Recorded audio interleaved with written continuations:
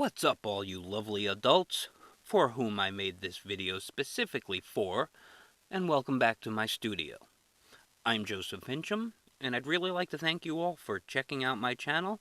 Today we're blending out this dahlia flower, so let's get started. Okay, jumping right into this, I want to first say that these water-soluble graphites really do blend out very easily and very smoothly. The color really kicks up, or the pigment really kicks up when the water touches it. Even if you're using basically a dry brush, or if the water's a little heavy, the pigment just immediately starts to fill in all the little grooves of the tooth of the paper. It's really, really easy to work with.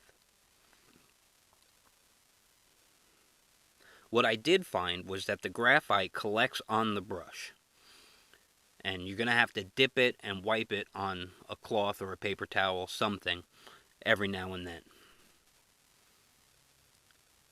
When you take your brush, even if it's mostly dry, as soon as you start blending, you have to know where your light parts are and where your dark parts are.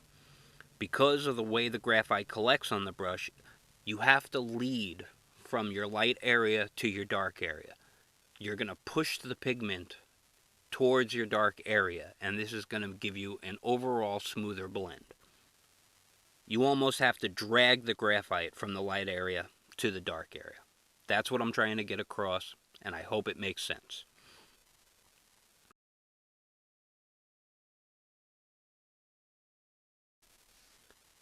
If you're new to my channel, feel free to hit those like and subscribe buttons, and ring the bell for future videos YouTube might decide to show you.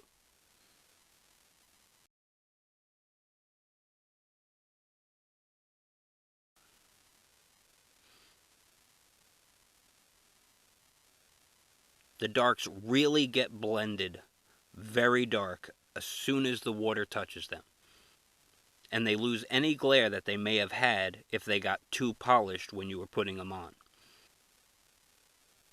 When you're blending, there is a little bit of bleed if your brush is just a little too wet.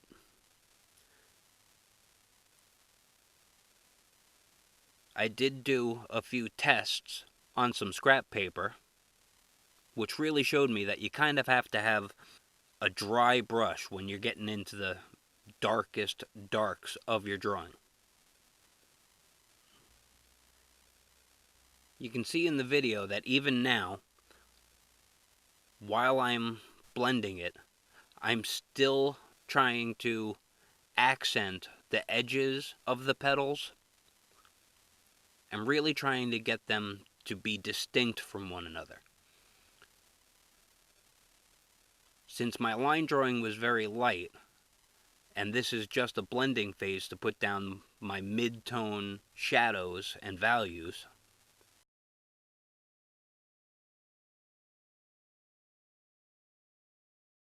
I didn't really have the fine lines and strong, crisp lines in the drawing already.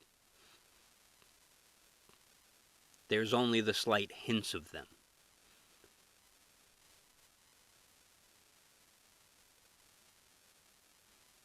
As I work down into these darker areas, you can see that it's very easy to move the pigment where you want it to go. In some places, this is exactly what you want, though. You can use some of the graphite picked up by the brush to adjust your values on the fly. You can use the brush to pick up the graphite and redistribute it elsewhere. This is extremely helpful. If you use a paper stub, you've probably done this before as well. You know, you rub a little bit of the graphite in your dark spots, and then you take that over to some lighter spots to make them slightly darker and blended without having to take a pencil to it again. With every petal that I'm blending out here, you can see that I'm trying to use that to define these lines, adjusting the overall shape of every individual petal as I go.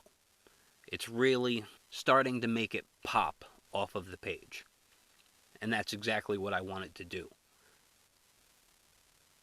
If you blend your shadows and leave all of them with a soft edge, they're really not going to pop off of the petal behind it. You got to get those darks in there where you need them. Keep your lights light, your darks dark. You've heard it before.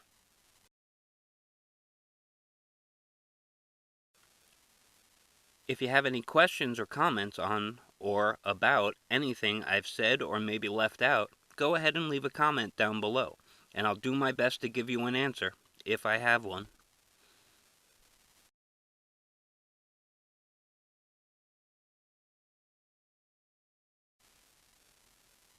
Now, the only brush I used in this entire drawing was this pointed liner brush that came with it. I wanted to really keep it to the core set that I got. You can use other brushes, obviously. You can use them dry, slightly damp, or, loaded with water. It's really up to you. Overall, though, I really did enjoy the process of using these pencils. Because of the way the darks blend so easily into the lights and had a tendency to bleed a little bit, it was pretty much at this point that I decided that for the rest of the drawing, I wasn't going to blend them again. I had intended to, but the way it was looking, I didn't really think it was going to need it. But I'll do my best to describe how I came to that conclusion and the process that led me to the decisions I made in my next video.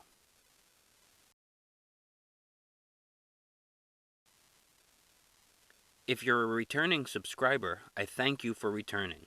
Please consider giving this video a share if you are so inclined.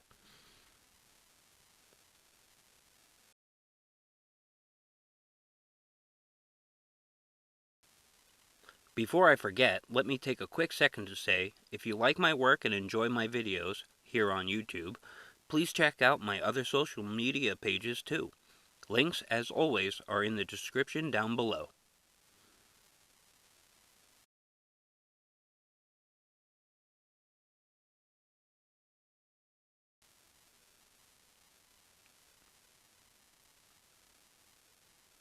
I thank you all for watching.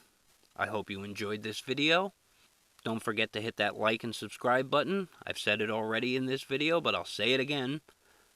Share it if you feel so inclined. And I should have part 3 up next week. I hope to see you then. Bye.